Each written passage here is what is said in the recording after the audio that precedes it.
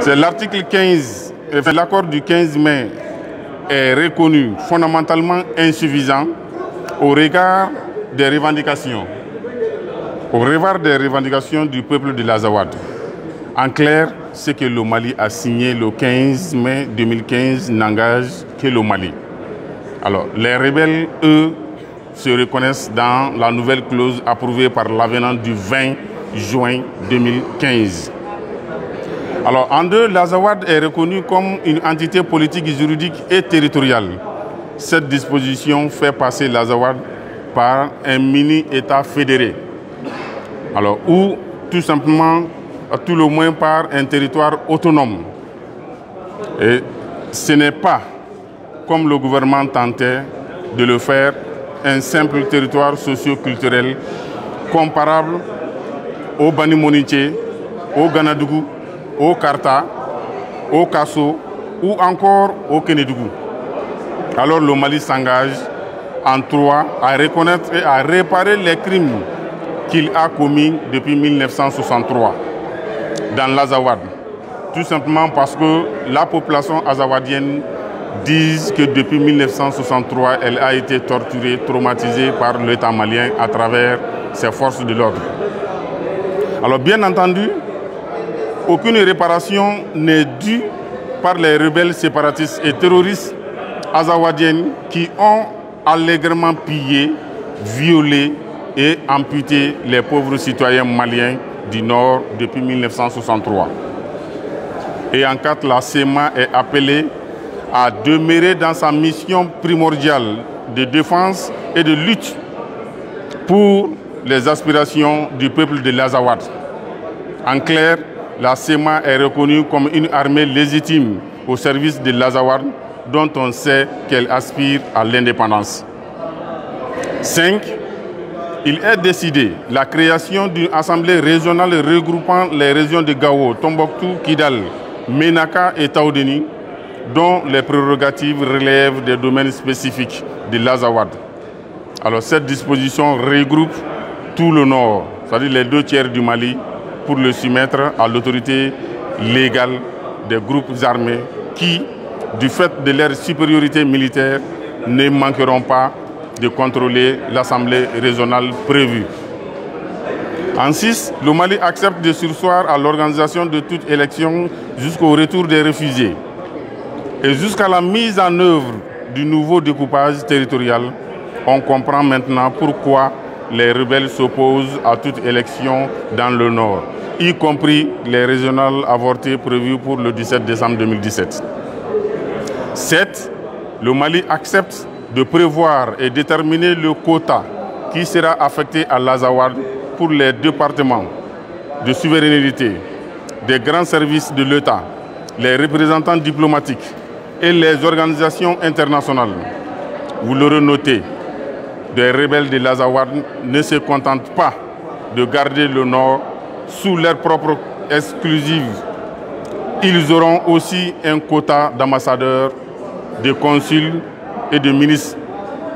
Et pas n'importe quel ministre, des ministres de souveraineté, comme ceux de la défense, de la justice, des affaires étrangères ou de l'administration territoriale.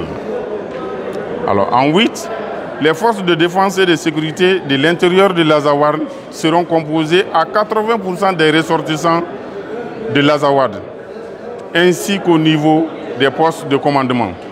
Alors cette disposition consacre la mainmise militaire de la CEMA sur tout le Nord. Avec 80% de soldats, des chefs militaires, quel gouverneur élu pourrait-il tenir tête? Comment parler d'armée malienne alors quand le Mali ne détient que 20% des effectifs de ses commandements militaires déployés au Nord? 9. Pendant la période intérimaire, mettre en place des unités spéciales mixtes comprenant 80% des ressortissants de l'Azawad. Cela signifie qu'en attendant la mise en place effective de l'armée hémogénique azawadienne, alors des unités militaires mixtes feront la loi au Nord, alors composées de 80% de rebelles. Vous voyez maintenant pourquoi, malgré la propagande officielle, Les patrouilles mixtes n'ont jamais pu fonctionner. La zone de défense et de sécurité seront sous le commandement d'un ressortissant de l'Azawad, c'est-à-dire que l'autorité militaire suprême du Nord sera exercée par un officier issu des groupes armés rebelles. 12. La SEMA définit elle-même la liste des combattants et détermine leur grade dans le grade de leur intégration dans l'armée nationale reconstituée. En clair, si la SEMA veut ériger un berger touareg ou arabe au rang de général ou de colonel, elle n'aura qu'à le dire. Et en 13, considérer la création de l'utilisation des milices comme un acte criminel. Sous ce chapitre, la SEMA engage le Mali à livrer la guerre à tous les groupes d'autodéfense pro-Mali, en particulier le Gatia, le Gandakoy, le Gandaïzo. Et en 14, le mécanisme opérationnel de coordination, appelé le MOC, sera présidé par la MINUSMA et co-présidé par les deux parties, c'est-à-dire le Mali et la SEMA. Par conséquent, la SEMA et le Mali font jeu égal sur le terrain. Et en 15, affectation d'un fonds spécial pour l'Azawad sur le budget de l'État à hauteur de 40% sur une période de 20 ans en vue de résorber un retard de plus de 50 ans. Ainsi donc, l'Azawad, avec une population d'1 293 000 habitants, soit 9% de la population nationale, raflera 40% du budget national pendant 20 ans. À ce train, alors, nous autres du Sud, avec une population de 13,2 millions d'habitants, finirons bien par brouter de l'herbe. Alors la SEMA gagne en définitive le beurre, l'argent du beurre, la vache et la laitière. Et en 16, enfin, l'exploitation des ressources minières et énergétiques de l'Azawad soumise à l'autorisation préalable de l'Assemblée interrégionale, après avis de l'Assemblée régionale. Et un quota de 20% de la production sera affecté à l'Azawad, avec priorité à la région concernée. C'est entendu, sans l'autorisation des rebelles, aucune ressource du Nord ne peut être exploitée.